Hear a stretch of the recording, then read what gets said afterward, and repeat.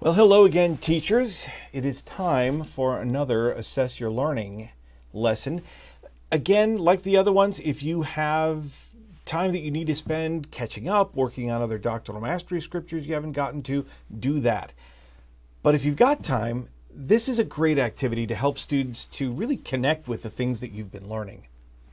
If you scroll down to the first questions that are being asked, they want you to have the students think of an ability, talent, or characteristic that requires regular and consistent effort. But before you jump right to these questions, what motivates you to spend time? We're still at the beginning of the year. So anytime you spend helping your students get to know each other better, you getting to know them better, that will be time well spent.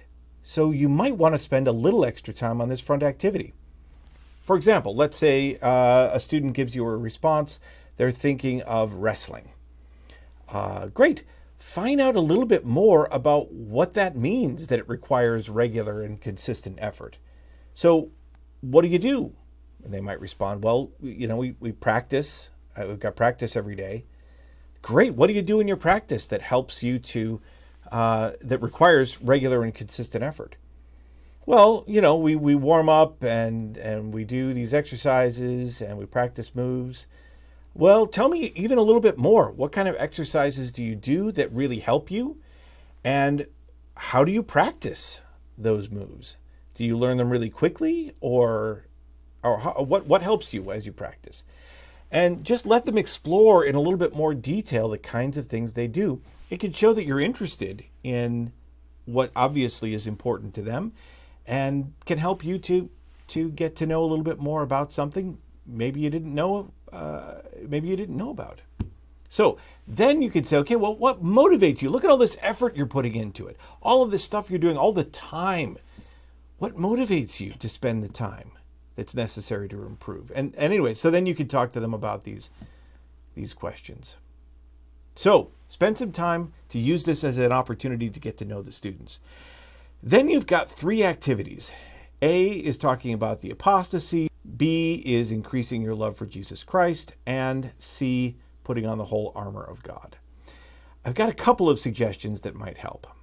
1, in the first activity, it encourages the students to use these scriptures, read them, study them, or other verses of your choice, and then write what you might say in a missionary setting. It sets the stage in the lesson manual. But I would suggest that you don't limit students to just writing down what they would say. For some kids, that's going to be great. For some, not so much. Could you broaden the possibilities? For example, could they do a comic book, a graphic novel, draw the characters and the word bubbles of the things that they might say? Could they draw a single drawing that would represent the concepts that are in these verses? Perhaps even writing poetry if you have someone who's so inclined, or a song that represents these ideas. Open the door to letting the students try to create some kind of a content that would use their talents and abilities to explore the ideas talked about in these verses. And don't forget, these verses can be challenging. We talked about this as we've been talking about trying to read Paul in the King James.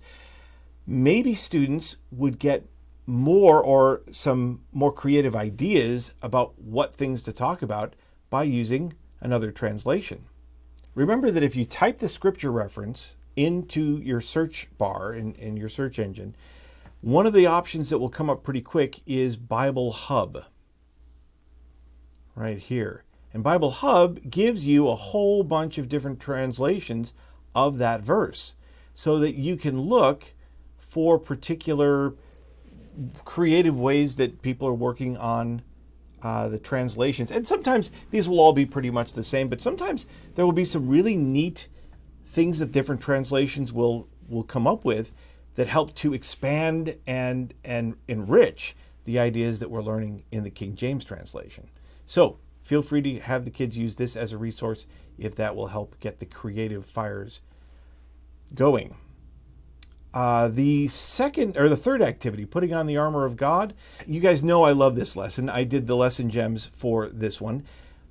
Notice the idea of doing a stick figure in their journal and labeling the different parts of the armor, drawing the armor. Maybe they did that already. My encouragement is, if you're going to do this, great. Go ahead and put those armor pieces together and label the ones we're familiar with: shield of faith, helmet of salvation, and so forth. But don't forget this link. I'll put it also in the description of this video, but we talked about it last time. There's a New Era article from September 2014 that has some additional gear that it suggests. Night vision goggles. What is it that can help us to see the light when things look dark? Communication devices, radar, GPS locator. These were a really great idea. If you haven't used it, go ahead and introduce the kids to these other elements, and you might give them the challenge to design their own armor of God additional gear. What are some other spiritual needs that you could imagine that would be part of your modern spiritual armor gear? And connect it to the scriptures. How does that help us to come closer to Jesus Christ, help to protect us against wickedness? I'll give you one example: camouflage.